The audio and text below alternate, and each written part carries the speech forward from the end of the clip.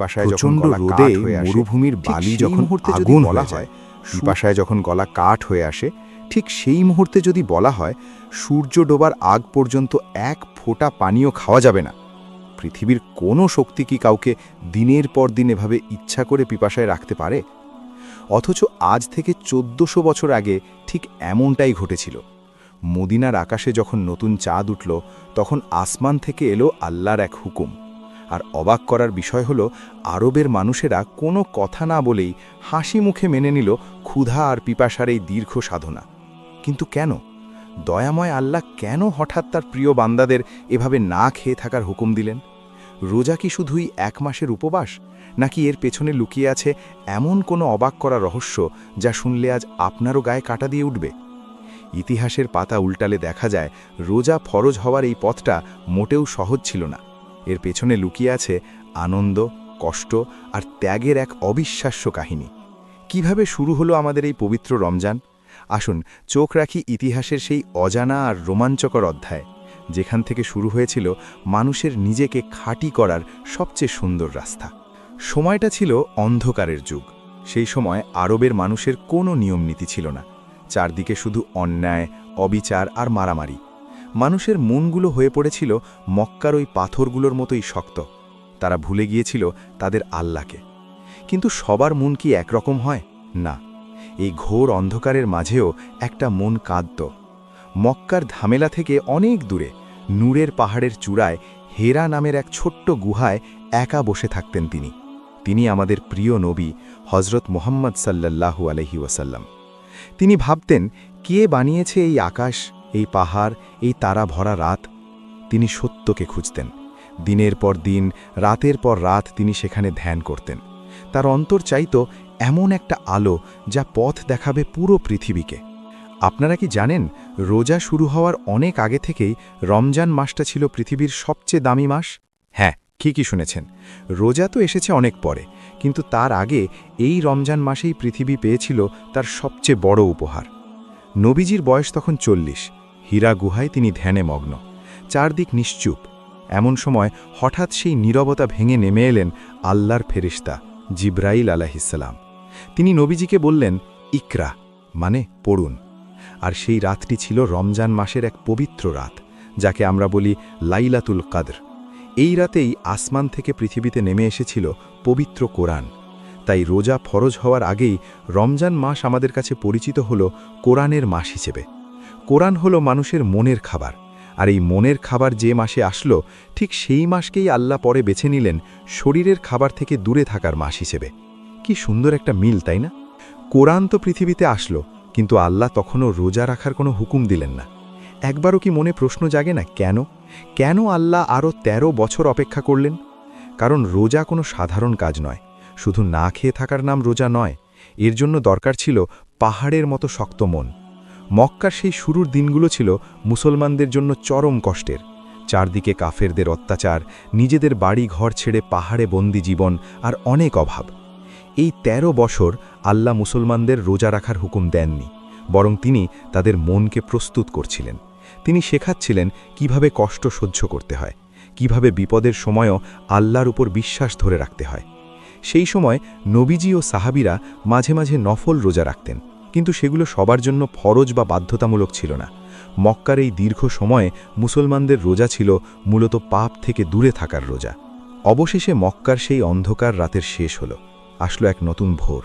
অনেক কষ্ট আর অত্যাচার পেছনে ফেলে নবীজি এবং তার প্রিয় সাহাবীরা পাড়ি জমালেন মদিনার পথে। শুরু হলো ঐতিহাসিক হিজরত। মদিনার ঠান্ডা বাতাস, সবুজ খেজুর বাগানের ছায়া আর সেখানকার মানুষের ভালোবাসা, সব মিলিয়ে মদিনা হয়ে উঠল মুসলমানদের এক শান্তির ঠিকানা। মদিনা এসে মুসলমানরা পেল একটা সুন্দর সমাজ। তাদের মনগুলো তখন কষ্টের আগুনে পুড়ে একদম খাঁটি সোনায় পরিণত হয়েছে। তারা এখন প্রস্তুত। দয়াময় আল্লাহ তাদের যাই হুকুম দেবেন, হাসি মুখে তা মেনে নেওয়ার জন্য তারা এখন পুরোপুরি তৈরি। সময় যেতে লাগল। হিজরতের পর পার হয়ে গেল প্রথম বছর। শুরু হলো দ্বিতীয় হিজরি সাল। মদিনার আকাশে বাতাসে তখন অন্যরকম শান্তি। কিন্তু কেউ জানত না, সবার অজান্তেই আল্লাহ তার প্রিয় বান্দাদের জন্য এক বিশাল চমক প্রস্তুত করে রেখেছেন। সময়টা দ্বিতীয় হিজরির শাবান মাস। মদিনার বাতাস তখন অন্যরকম শান্ত। হঠাৎ একদিন আসমান থেকে নাজিল হল কোরআনের সেই বিখ্যাত আয়াত। আল্লাহ তাআলা জানিয়ে দিলেন, হে ঈমানদারগণ, তোমাদের ওপর রোজা ফরজ করা হয়েছে, ঠিক যেমনভাবে তোমাদের আগের মানুষদের ওপর ফরজ করা হয়েছিল, যাতে করে তোমরা আল্লাহকে ভয় করতে পারো এবং গুনাহ থেকে বাঁচতে পারো। কি সুন্দর কথা, তাই না? আল্লাহ কিন্তু বললেন না যে তোমাদের কষ্ট দেওয়ার জন্য রোজা দিয়েছি, বরং তিনি বুঝিয়ে দিলেন এই রোজা তো নতুন কিছু নয়। আগের নবীদের উম্মতরাও রোজা রাখত। এর আসল উদ্দেশ্য না খেয়ে কষ্ট পাওয়া নয়, বরং মানুষের মনকে পবিত্র করা, আত্মাকে খাঁটি করা। কিন্তু আপনারা জানলে অবাক হবেন, রোজা কিন্তু প্রথমেই একবারে কড়া নিয়ম নিয়ে আসেনি। আল্লাহ তার বান্দাদের খুব ভালোবাসেন। তিনি জানেন আরবের ওই চরম গরমে হঠাৎ করে সবাইকে ৩০ দিন না খেয়ে থাকতে বললে তাদের অনেক কষ্ট হবে। তাই তিনি নিয়মটা দিলেন ধাপে ধাপে। প্রথম ধাপে নিয়মটা কেমন ছিল জানেন? আল্লাহ বললেন, যারা রোজা রাখতে পারবে তারা রোজা রাখবে, আর যাদের অনেক কষ্ট হবে তারা রোজার বদলে একজন গরিব মানুষকে পেট ভরে খাইয়ে দেবে। হ্যাঁ, ঠিকই শুনেছেন, শুরুতে এটাই নিয়ম ছিল। যাদের কষ্ট হতো তারা রোজা না রেখে গরিবদের খাবার দিত। আল্লাহ চাইতেন মানুষের মন আগে রোজার জন্য তৈরি হোক, তারা যেন ভয় না পায়। কি অসীম দয়া আমাদের আল্লাহর! কিছুদিন পর মানুষ যখন রোজার সাথে অভ্যস্ত হয়ে গেল, তখন আল্লাহ দিলেন চূড়ান্ত হুকুম। আসমান থেকে কোরআনের আরেকটা আয়াত নাজিল হল। আল্লাহ বললেন, তোমাদের মধ্যে যে ব্যক্তি এই রমজান মাস পাবে সে যেন অবশ্যই রোজা রাখে। তবে হ্যাঁ, অসুস্থ মানুষ আর যারা সফরে বা রাস্তায় থাকবে তাদের জন্য আল্লাহ ছাড় দিয়ে রাখলেন। আর অবাক করা ব্যাপার কি জানেন? যখন এই চূড়ান্ত হুকুম এলো, তখন মদিনার কোনো মানুষ একটুও মন খারাপ করেনি। কেউ বলেনি, উফ, এত গরমের মধ্যে কিভাবে না খেয়ে থাকব। বরং সাহাবীরা আনন্দে আত্মহারা হয়ে গেলেন। তারা বুঝলেন এই মাসটা হলো আল্লাহর কাছ থেকে রহমত আর ক্ষমা লুফে নেওয়ার মাস। তারা আকাশের দিকে তাকিয়ে রমজানের চাঁদের অপেক্ষা করতে লাগলেন, ঠিক যেমন করে মানুষ সবচেয়ে প্রিয় মেহমানের জন্য অপেক্ষা করে। শুরু হলো মদিনায় সাহাবীদের জীবনের প্রথম রমজান। দিনগুলো ছিল প্রচণ্ড গরমের। রোদে যেন চারপাশ পুড়ে যাচ্ছিল। সেচের কাজ, বাগানের কাজ, হাটে বাজারে কেনা বেচা সবকিছুই করতে হতো ওই রোজা রেখে। একবার ভেবে দেখুন তো, সারা দিন ওই মরুভূমির রোদে হাড় ভাঙা খাটুনি, আর পেটে নেই একদানা খাবার, গলায় নেই এক ফোঁটা পানি। পিপাসায় সাহাবীদের ঠোঁট ফেটে যেত, দুর্বলতায় শরীর কাঁপত, কিন্তু তাদের মনে ছিল অদ্ভুত এক শান্তি। তারা জানতেন এই ক্ষণিকের কষ্টের বদলে আল্লাহ তাদের জন্য জান্নাতের অনন্ত সুখ সাজিয়ে রেখেছেন। ইফতারের সময় যখন তারা একটু পানি মুখে দিতেন, তখন তাদের চোখ দিয়ে আনন্দের পানি গড়িয়ে পড়ত। তারা অনুভব করতেন আল্লাহর জন্য কষ্ট করার মাঝে যে কি মধুর আনন্দ লুকিয়ে আছে। সবাই ভেবেছিল প্রথম রমজানটা হয়তো এভাবেই শান্তিতে কেটে যাবে, কিন্তু না, আল্লাহ তার সবচেয়ে প্রিয় বান্দাদের জন্য অন্যরকম এক পরীক্ষার ব্যবস্থা করে রেখেছিলেন। প্রথম রমজান মাসের মাত্র 17 দিন পার হয়েছে। সাহাবীরা এমনিতেই রোজা রেখে অনেক দুর্বল। ঠিক সেই সময় মদিনায় খবর আসলো, মক্কা থেকে কাফেরদের বিশাল এক সেনাদল অস্ত্রশস্ত্র নিয়ে মদিনার দিকে ধেয়ে আসছে। কাফেরদের সৈন্য সংখ্যা 1000, আর মুসলমানদের পক্ষে আছেন মাত্র 313 জন সাহাবী। তার ওপর সবাই রোজাদার। কি হবে এখন? ওই প্রচণ্ড গরমে রোজা রেখে খালি পেটে সাহাবীরা কিভাবে ওই বিশাল বাহিনীর সামনে দাঁড়াবেন? এই রমজানেই কি শেষ হয়ে যাবে মদিনার মুসলমানদের অস্তিত্ব? নাকি রোজা রাখা ওই ক্লান্ত শরীরগুলোর ভিতর লুকিয়েছিল এমন কোনো ঐশী শক্তি যা ইতিহাসকে চিরদিনের জন্য বদলে দেবে? 17ই রমজান, বদরের প্রান্তর। একদিকে হাজারো কাফেরের বিশাল বাহিনী, তাদের হাতে দামি দামি সব অস্ত্র, আর অন্যদিকে মাত্র 313 জন সাহাবী। সারাদিন রোজা রাখার কারণে তাদের পেট খালি, গলা শুকিয়ে কাঠ। একবার ভাবুন তো, ওই প্রচণ্ড গরমে খালি পেটে মানুষ তো ঠিকমতো দাঁড়াতেই পারে না, আর তারা এসেছেন যুদ্ধ করতে। সবাই ভেবেছিল আজ বুঝি মদিনার মুসলমানদের নাম নিশানা মুছে যাবে, কিন্তু না, কাফেররা জানত না যে এই রোজাদার মানুষগুলোর ভেতরে যে ঈমানের আগুন জ্বলছে তা পৃথিবীর কোনো অস্ত্র দিয়ে নেভানো সম্ভব নয়। রোজা তাদের শরীরকে দুর্বল করেছিল ঠিকই, কিন্তু তাদের মনকে করে তুলেছিল লোহার চেয়েও শক্ত। শুরু হলো যুদ্ধ। ধুলায় অন্ধকার হয়ে গেল চারপাশ। ওই খালি পেটে রোদে পুড়ে সাহাবীরা যখন আল্লাহু আকবার বলে ঝাঁপিয়ে পড়লেন, তখন কাফেরদের বুক ভয়ে কেঁপে উঠল। আর আল্লাহ, তিনি কি তার রোজাদার বান্দাদের একা ছেড়ে দেবেন? কক্ষণই না। আসমান থেকে আল্লাহ পাঠিয়ে দিলেন হাজার হাজার ফেরেশতা।